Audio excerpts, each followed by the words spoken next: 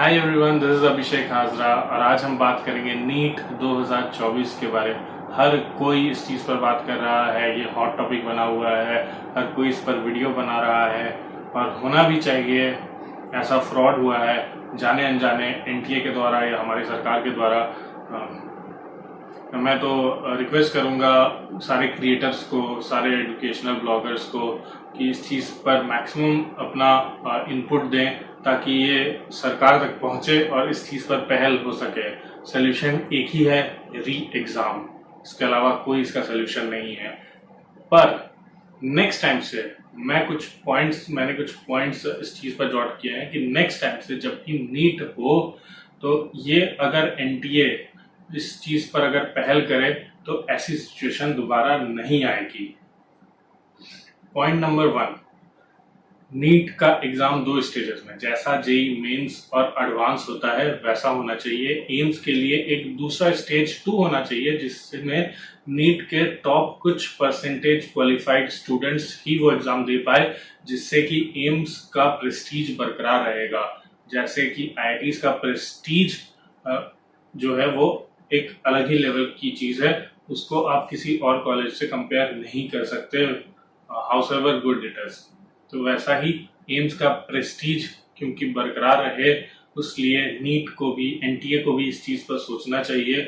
2 stages में इस चीज का एग्जाम लेना चाहिए। कुछ परसेंटेज के बच्चे क्वालिफाई करें और वो जाके फिर वो दूसरी वाले स्टेज ले, जिससे आपको एम्स मिलेगी। पहले वाले से दूसरे जो गवर्नमेंट इंस्टीट्यूशन है मेडिकल के, वो आप प्राप्त कर सकते हैं, लेकिन स्टेज 2 ही आपको क्वालिफाई करना पड़ेगा, उसमें अच्छी रैंक लानी पड़ेगी, तो ही आपको एम्स मिलेगा।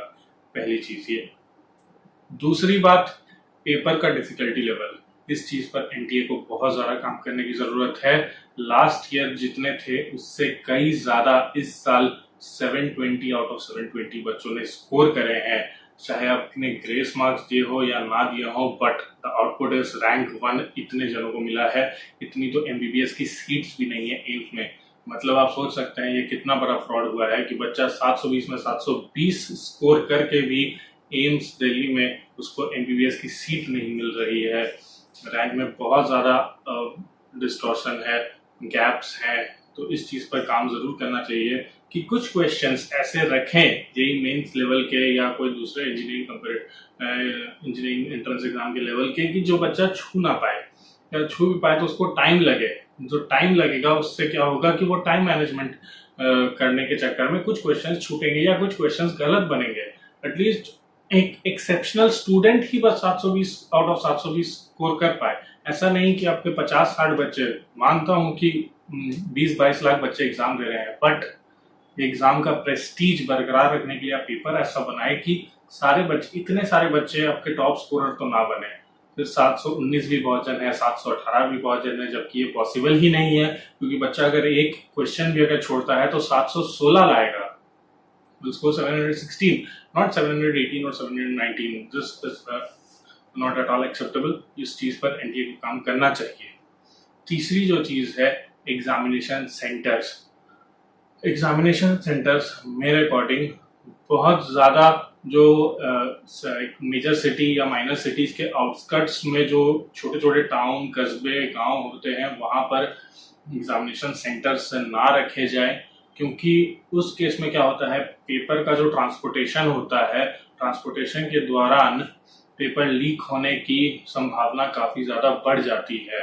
तो उन जगहों पे जब पेपर ट्रांसपोर्ट हो रहा होता है, उसकी प्रॉपर मॉनिटरिंग नहीं हो पाती, ना प्रॉपर सिक्योरिटी के साथ वो जा पाता है, तो ऐसे केस में जो लीक होने की संभावना है वो बढ़ जाएगी।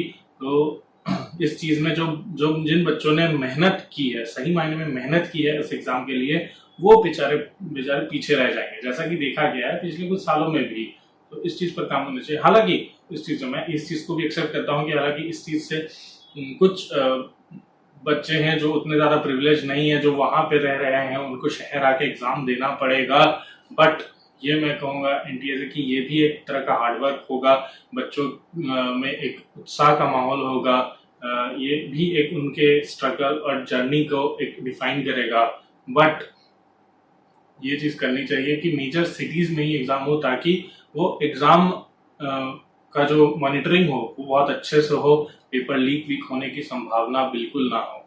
इन 3 पॉइंट्स पर अगर पहल की जाए तो मेरा अनुमान है कि आने वाले वर्षों में जो सक्षम बच्चे हैं, जो बच्चे उपयोगी हैं, डिजर्विंग हैं, उन बच्चों को डेफिनेटली सीट मिलेगी और जो ये कंपटीशन है वो हेल्दी कंपटीशन रहेगा, अच्छा रहेगा। बच्चे भी इंकरेज होंगे कि वो जिस चीज के लिए तैयारी कर रहे हैं सालों के साथ, उस चीज में कोई किसी भी तरह का एक फ्रॉड नहीं है, ट्रांसपेरेंसी है, तो बच्चे और मन लगा के तैयारी कर पाएंगे।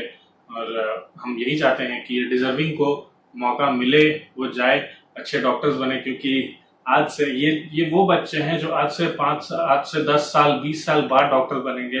यानी कि जब मेरे या मेरे अन्य एज ग्रुप के जितने भी लोग हैं, हम लोग जब 20 साल 25 साल बाद थोड़े ओल्ड एज हो जाएंगे तो हमें जिन डॉक्टर्स की जरूरत पड़ेगी वो असल में यही है।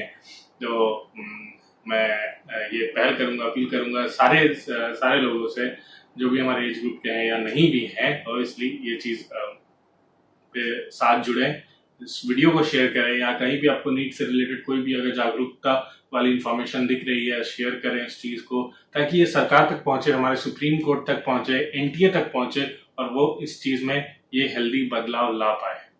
धन्यवाद।